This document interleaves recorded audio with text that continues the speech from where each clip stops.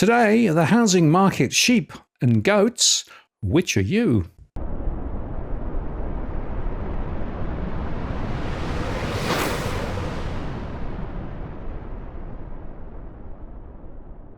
Hello again, it's Martin North from Digital Finance Analytics, one of the latest posts covering finance and property news. Well, data from my surveys, as discussed this past week, along with other market data, shows that we have a very divided housing market, with on one side of the ledger many households under significant pressure and some being forced to sell up while watching their property values slide, while on the other side, property investors are still piling to compete with owner-occupied buyers, especially at the lower end of the market, and bidding prices higher.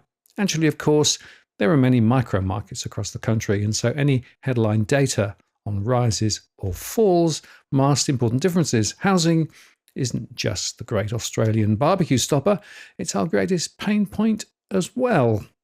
All of this comes only days after Australia's GDP figures grew at the lowest rate in 3 decades, it's the COVID-19 pandemic, and as traders pushed out rate expectations well into next year. So today, I'll be looking at the latest signals from the data relating to mortgage prisoners, forced sales, credit growth, and investor activity to provide context for the misleading headlines that we see splashed all over the property portals. As I discussed yesterday, we have stubbornly high inflation with a significant whiff of stagflation as the economy is stuck in the slow lane overseen by a central bank that may well still need to increase rates again. Little wonder then that consumer confidence is as low as it's been since the 1990s recession. And Morgan Stanley's annual survey of more than 2,000 consumers suggests that this is negatively translating into action. For the first time in the survey's 7-year history, a majority of respondents, that's 52%, say that the financial stress will cause them to reduce their spending. It's no surprise that lower and middle-income groups are under the most pressure, but it's notable that consumers aged 30 to 49 are also feeling the most financial stress. It's middle Australia that's hurting, and a big reason is house prices. Now, all of this correlates quite well with the data that I shared recently from my surveys. The Reserve Bank, of course, has delivered 13 interest rate rises since May 2022, and household debt payments have continued to rise as a share of income. The Morgan Stanley data shows the proportion of households paying their mortgage ahead of schedule has dropped from 56.5% 2 years ago to 44.1% now, and mortgage arrears are rising from low levels, particularly in Victoria, where the jumps are most pronounced. Even more noticeable are the signs that higher rates are crimping the supply of credit, with a survey pointing to an increasing propensity to refinance loans or to switch lenders in response to higher rates. But changing lenders or hunting for a better deal is no easy feat. The share of households that reportedly experienced difficulty getting a mortgage was a staggering 82%, the highest in the survey's history. It was 91% for middle-income earners, by the way, with the proportion rejected outright by one or more lenders surging from 11% in 2019 to 22% in 2024.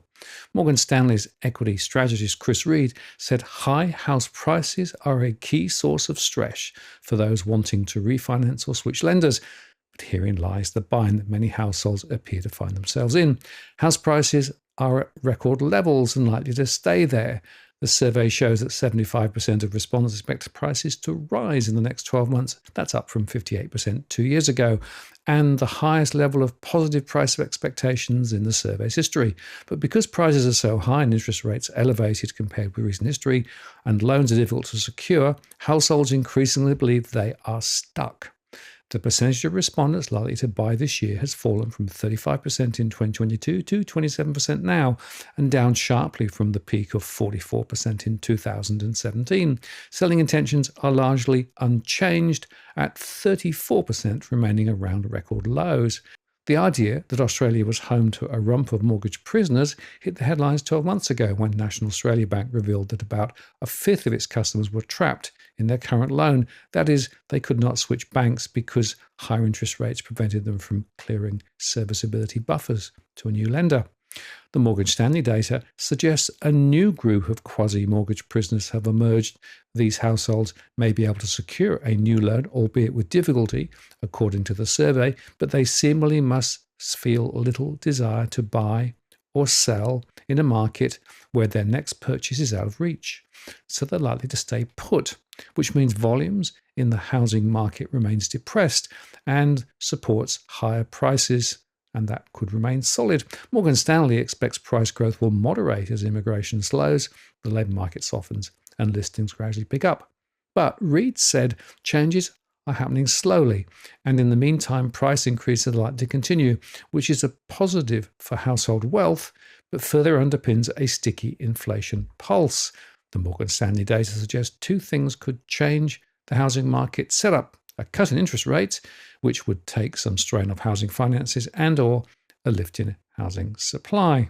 Unfortunately, as we've discussed previously, the supply outlook is very poor. Building approvals data fell again in April, with approvals running at an annualized rate of just 157,000, well short of both the decade average of 205,000 and the run rate of 240,000 that the federal government needs to meet its target of building 1.2 million homes over the next 5 years, starting from July 1. AMP chief economist Shane Oliver says the shortfall of houses sits at around 200,000, but is probably more like 300,000 given the trend towards smaller households. Morgan Stanley also does not expect much relief in interest rates anytime soon. It has long maintained that the combination of better than expected strength in the labour market, government spending, and the likelihood that other central banks need to keep rates higher for longer means the near-term risk is that rates may need to go higher. And ultimately, though we think the bar for the RBA to restart tightening remains high and would require a more persistent lift in inflation, which we don't expect, Reid says. We continue to see the first cut in February 2025, with 2 further cuts through the year to leave the cash rate at 3.6%. The combination of those cuts and the Stage 3 tax cuts in July would provide some cushion for households. The tax cuts will inject around $20 billion per annum into the economy, which Morgan Stanley says will offset about half of the increase in net interest payments that have come from the RBA rate rises over the past 18 months. But of course, it's not equally spread across all households. And it's also worth noting that the savings buffers built up by households during COVID are rapidly being depleted. The mean value of total household deposits has dropped to a 5-year low, with an average household holding somewhere around $59,000.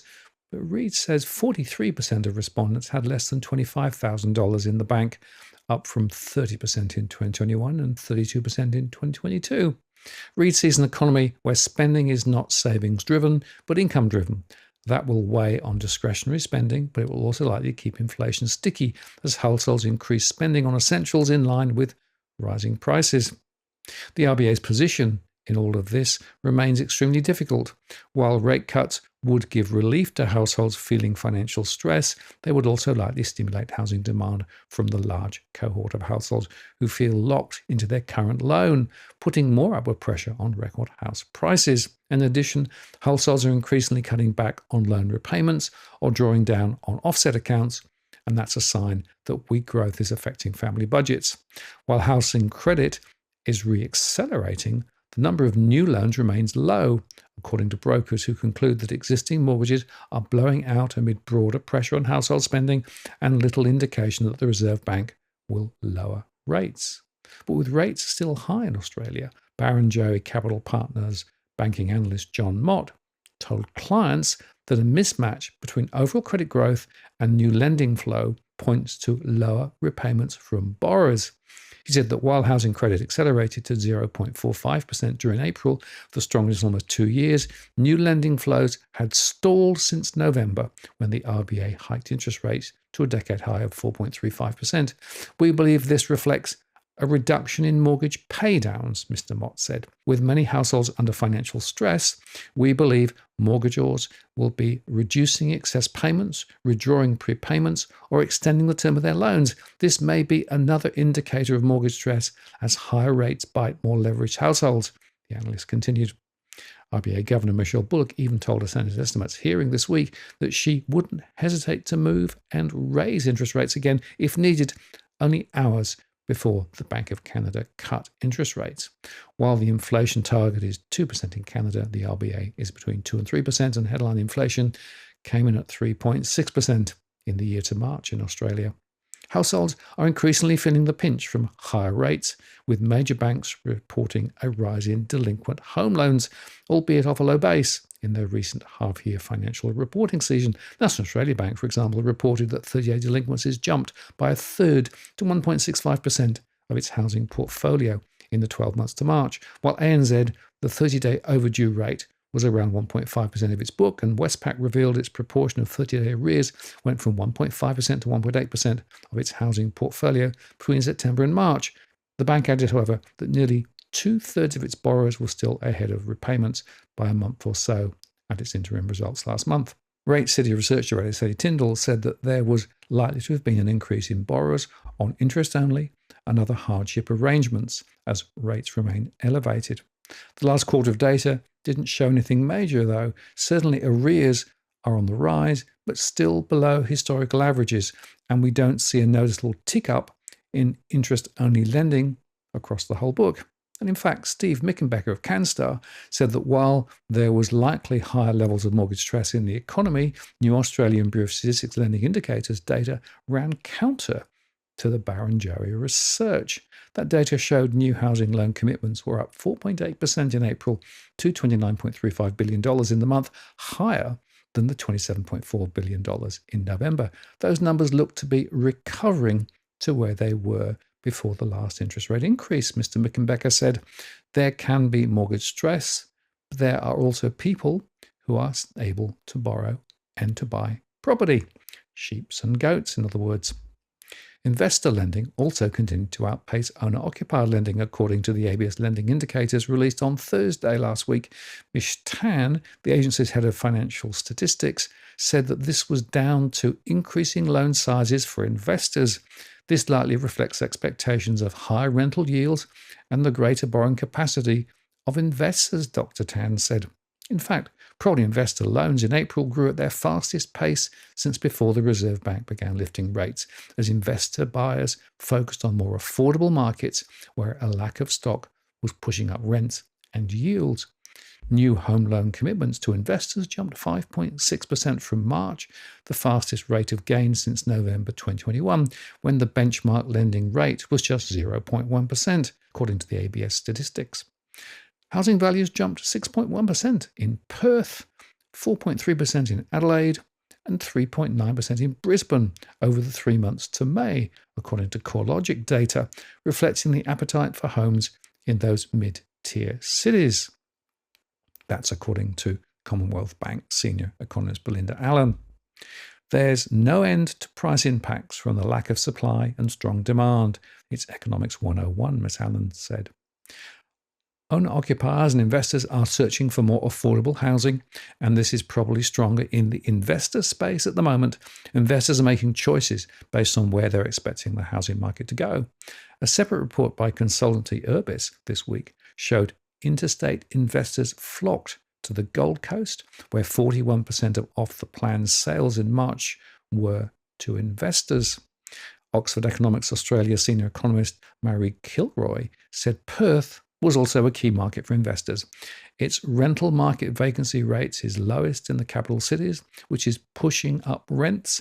And now the prices are starting to kick through too, because rental growth is strong, Ms. Kilroy said. Ms. Allen said housing demand was holding up stronger than expected earlier in the year, when CBA economists were forecasting a national 5% increase in housing values. We had thought that the RBA would cut more aggressively. We've shifted that back. But having seen what the market's doing, we would still say there's an upside risk to that 5% view. The bank has not adjusted its forecast, nor has it yet made public its housing price forecast for 2025, by the way. CoreLogic figures this week showed rents were rising at a faster pace than home values, and gross rental yields had continued to trend higher, rising to 3.56% across the combined capitals. That's the highest gross yield since August 2019. Market demand remains strong amid a lack of supply of advertised housing stock, despite higher interest rates and consumer pessimism, Ms. Allen said.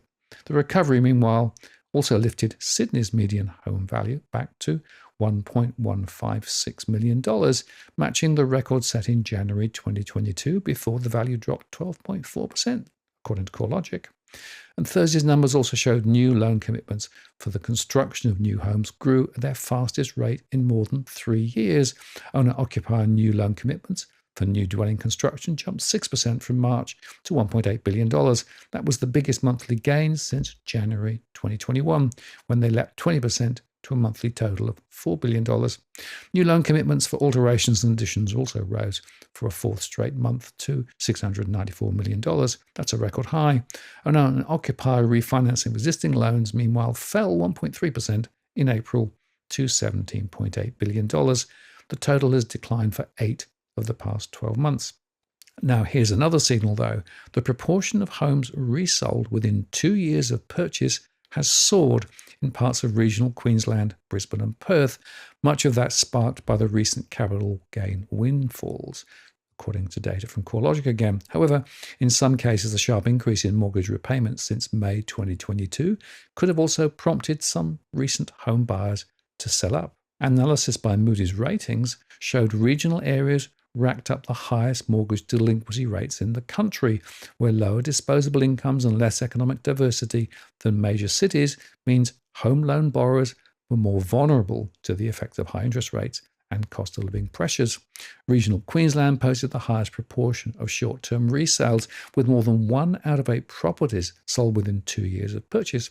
Across regional South Australia, regional Western Australia, and regional Tasmania, more than 1 out of 10 were resold within 2 years.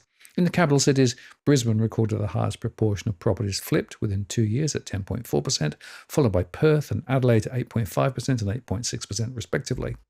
People who might be struggling with mortgage repayments may have decided to sell, said Eliza Owen, CoreLogic head of research. However, the biggest lift in short-term resales is generally associated with large price increases, especially in relatively cheap markets. So this could infer that owners are cashing in on value gains to buy somewhere more expensive or desirable. Of the top 50 suburbs with the biggest increase in 2-year resales, half were in regional Queensland, including 7 in Wide Bay and 5 suburbs in Mackay, Isaac, Whitsunday. Howard, Moore Park Beach and Aldershot in the Wide Bay area posted between 17 and 25.6 percentage points increase in the proportion of short-term resales in the past 2 years, taking the average share to around 30% of all sales. Recent home buyers also offloaded their properties in droves across Mackay Harbour, Seaforth and Laguana Keys in the Mackay, Isaac, Whitsunday region. In the past 2 years, the proportion of short-term resales in those towns ballooned by as much as 25.6 percentage points to 25%. Evanston, north of Adelaide, topped the suburbs with the highest increase in the proportion of properties resold within 2 years. In the past 12 months, nearly 1 out of 3 properties sold in the suburb. They were only held for 2 years, an increase of 26.7 percentage points during April 2022. During the same period, home values jumped by 29.8%, taking the median value to $538,000. Short-term resales also rose sharply in Perth's southeastern suburbs like Bedford-Dale, Hilbert and Singleton in the southwest, where it jumped up by 25 percentage points. In the last 2 years, home values in those suburbs increased by 28.1%, 48.1% and 31% respectively. While some sellers in those suburbs could be cashing in on their recent windfalls, some could be selling due to mortgage stress. Moody's Ratings report showed the proportion of mortgage arrears have blown out in Perth's southeast to 5.33% of all mortgages in November last year, nearly double the rate compared to the previous year. Mortgage delinquencies also ballooned in outback Queensland, outback Northern Territory, and the Wheat Belt in WA, where more than 3% of all mortgage holders were falling behind with their repayments. And a separate analysis by S&P showed property investors were also feeling the strain of the sharp increase in mortgage repayments, particularly those in Sydney and Melbourne, where large home loans were needed to buy a property. In Sydney's outer southwest, 2.6% of investors in the area were behind with their repayments as at March 2024. Across the Outer West and Blue Mountains, Parramatta, Southwest, Inner Southwest, North Sydney and Hornsby, more than 1.25% of all investors were in arrears, and meanwhile delinquencies sat at 2.01% for all investors in Melbourne's northeast. Aaron Kitson, S&P's analyst, said some investors may have already sold to avoid falling deeper into arrears. I think that we've seen in recent months some stabilisation in the investor arrears that is potentially a reflection of some landlords who are financially stretched deciding to sell without incurring a loss due to price increases, she said. Most investors have both an owner-occupied mortgage and an investment home loan. So if they're feeling financial pressure generally and property prices are improving, they're probably more likely to offload to ease some of that debt. And finally, how does this all play into house prices? Well, according to CoreLogic, house prices jumped more than 10% in the last 3 months across some of the cheaper suburbs in Sydney and Perth as the housing market picked up steam. But at the same time, home values in several of the most expensive suburbs in the country slumped by as much as $388,000 as worsening affordability and significantly reduced borrowing capacity funneled demand towards the lower and middle end segment of the markets. House prices in some of the most expensive suburbs, such as Vaucluse, fell by more than $388,000 in just 3 months, according to CoreLogic. Perth's northeastern and southwestern suburbs led the top performers, with 6 suburbs ranking up more than 10% home price growth over the last 3 months.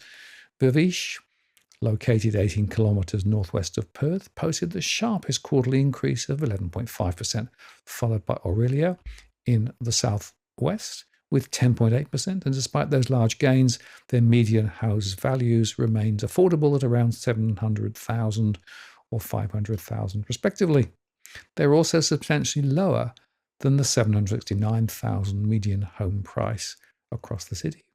Other Perth suburbs, including North Beach, Darlington and Bertram, also notched up more than 10% growth during the same period. House prices in Sydney's outer southwestern suburb Bonnyrigg Heights gained 10.4%, lifting the median by $108,000 to about $1.15 million. That's the only suburb outside Perth to clock up double-digit house price growth. CoreLogic Research Director Tim Lawless said that the lower and middle segment of the housing market would continue to outperform the most expensive suburbs until affordability improved. After recording a higher rate of gain through the early months of the growth cycle, conditions have faded across the upper quartile as borrowing capacity reduced and affordability constraints deflected demand towards middle and lower priced properties, Lawless said. People are buying where they can afford, given the sharp decline in serviceability due to higher rates and prices. I think until interest rates fall, the lower to middle end segment of the market will continue to be the sweet spot for most buyers. The lower 25% of the housing market by value recorded a 4.3% increase in the past 3 months across the combined capitals, which is more than 5 times higher than the gains at the top.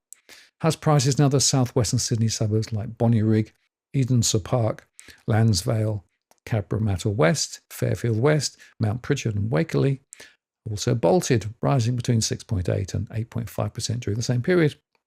Even after notching up those large gains, median values in those suburbs stayed at just over $1 million, well below the $1.4 million median house price across Sydney. In Brisbane, strong demand for affordable suburbs in the Logan region and Northern District, such as Logan Central, McDowell, Chermside West and Chermside, also fueled a steep jump in prices of up to 7.8%. Across Adelaide, house prices in Woodville Park in the city's west climbed by 9.5%, followed by Virginia in the north at 9.1%. An increasing investor activity has also fired up more than 10% jumps in unit values across the cheaper unit markets in Brisbane, Adelaide and Perth. Bethania and Waterford West in the Logan area topped the best performing unit market in the country, gaining 19.4% and 14.7% in just 3 months, respectively. Despite the surge in prices, their median stayed, though, under $450,000. Ascot Park and Morfortville in Adelaide's south followed with 14% and 13.4%, respectively, while Perth suburbs like Bicton jumped around 11%. By contrast, The most expensive housing markets in Sydney were among the weakest performers in the past 3 months. House prices in Vaucluse slumped by 4.9%. That's around $388,000 to $7.47 million. And Bayview in the Northern Beaches slumped by 9.5%. That's a drop of about $284,000 to $2.7 million. While Longueville on the lower North Shore tumbled by 4.9%. That's around $250,000 drop to $4.9 million. Palm Beach, Avalon Beach, North Willoughby and Willoughby also fell sharply, with house prices sliding by up to $182,000 in just 3 months. And similar units in Darling Point, where median values were around $2.5 million, recorded a $119,000 decline during the same period. And unit values in Tarahumara, Bondi and Bellevue Hill also tumbled by 4.6%, 5.4% and 4.9% respectively. So as we stand back, 2 quick observations. The correlation between my stress analysis and what's happening to property prices is getting stronger and stronger. In a way, I think my stress analysis is a leading indicator of where prices may move ahead.